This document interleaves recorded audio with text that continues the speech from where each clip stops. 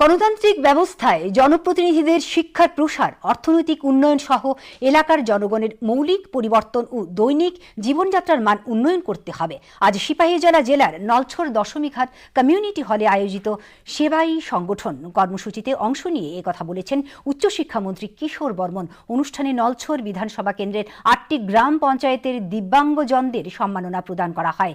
ছিলেন জেলা সভাধিপতি সুপ্রিয়া দাস দত্ত, বিধায়ক জিতেন্দ্র মজুমদার, বিজেপি সিপাহীজলা উত্তরাংশের সভাপতি বিপ্লব চক্রবর্তী সহ বিশিষ্ট জনেরা। গণতন্ত্রের বিধায়ক হিসাবে শুধুমাত্র রাস্তাঘাট, বিদ্যুৎ ব্যবস্থা, পানীয় জল, বড় বড় বিল্ডিং করা, স্কুল করা, এইগুলোই শুধুমাত্র যথেষ্ট নয়।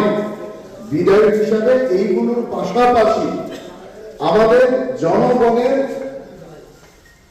মৌলিক যে পরিবর্তন, জীবনযাত্রার মান উন্নয়ন, এটা হচ্ছে সবচেয়ে বড় বিষয়। একটা বিধায়ক হিসাবে ডেভেলপমেন্ট কাজের পাশাপাশি মানুষের দৈনিক জীবনযাত্রার মান উন্নয়ন করা, সেটা বিধায়কদের আরো বেশি গুরুত্বপূর্ণ কাজ।